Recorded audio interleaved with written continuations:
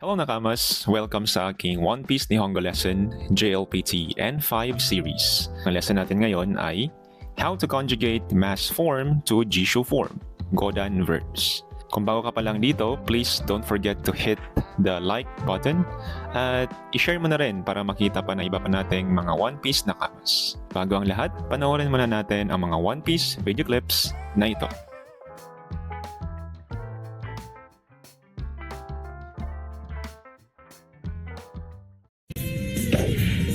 今行きます。あなたのもとへ。白星。私も行きます。レベリー。ここまでか。諦めんな。行くぞ。行くぞ。ウソップたちが船で待ってる。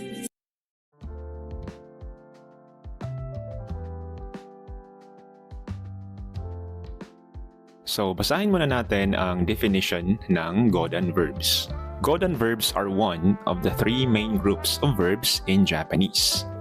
They are also known as Group 1 verbs. These verbs are characterized by their stem ending in a consonant followed by one of the 5 vowel sounds: a, i, u, e, or o.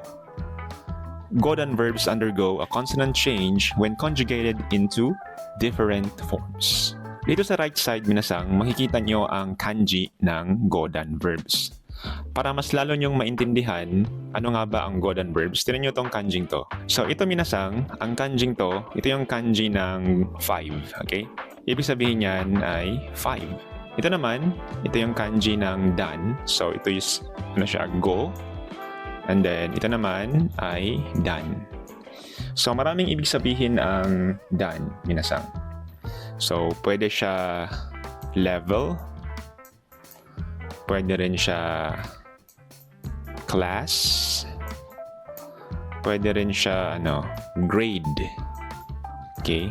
So, yung literal niya na translation, based sa kanji, is parang 5 level, 5 class, or 5th grade, ganon siya. Okay, focus tayo dito sa example.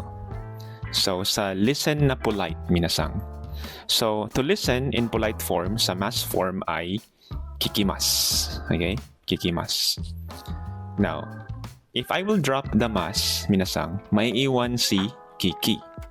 So, itong kiki, ang tawag dito ay verb stem.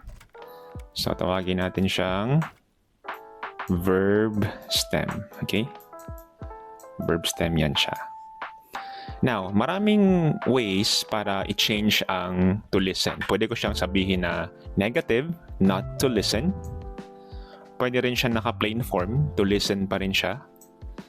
Pwede rin siyang can listen, so naka-potential form. Or, pwede ko rin siyang sabihin na let's listen. So, ang tawag dito ay volitional form. So, sa Nihongo, ganito yung pagkasabi niya, no?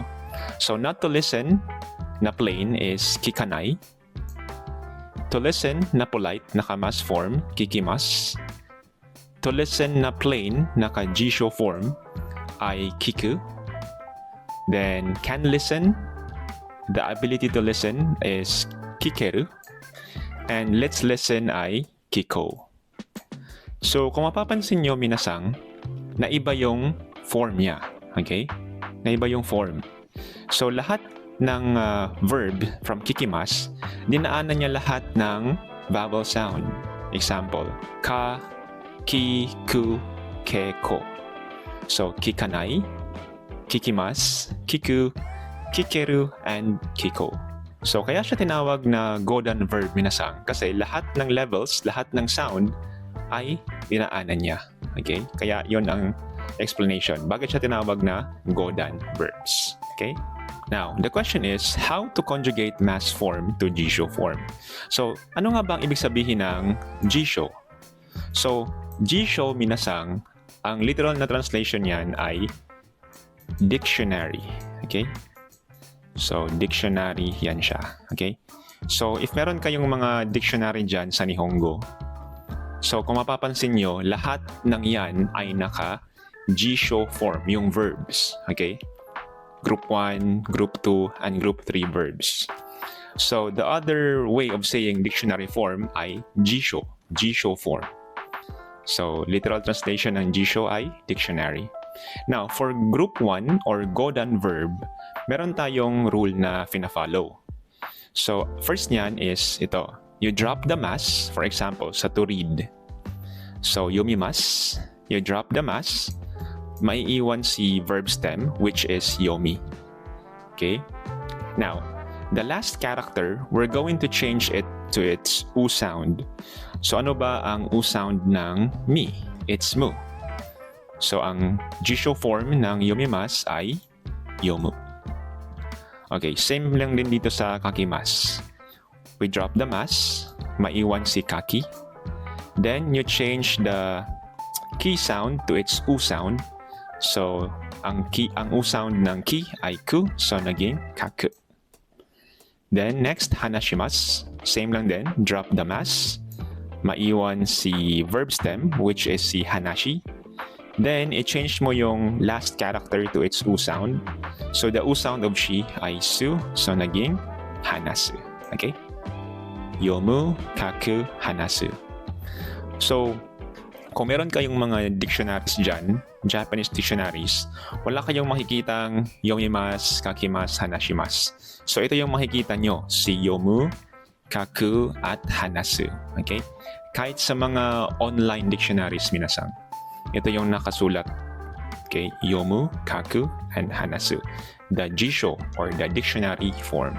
Okay, let's practice. So, ano kaya ang jisho form or dictionary form ng mga verbs na to, ng mga godan verbs? To think. So, ano nga yung rule natin, minasang? You drop the mas, maiwan si verb stem, si omoy. And then, ano ang u sound ng i? It's u. So, the answer is umo. So, si tachimasu naman, to stand. You drop the mas, naiwan si tachi. Change the last character to its u sound. Ano ba ang u sound ng chi? It's tsu. So, naging tatsu. Okay, same lang din dito, si araimasu. Drop the mas. Then, naiwan si arai. Change the i sound to its u sound. So, it's u. So, araw. So, ganun lang kadali minasang. Mo, tatsu, and araw. I hope na may natutunan ka sa lesson natin ngayon, nakamas. So, ang next lesson natin ay how to conjugate mas form to jisho form ulit. But this time is ichidan verbs naman tayo. Okay? So, hanggang dito na lang. Hanggang sa muli, class dismissed.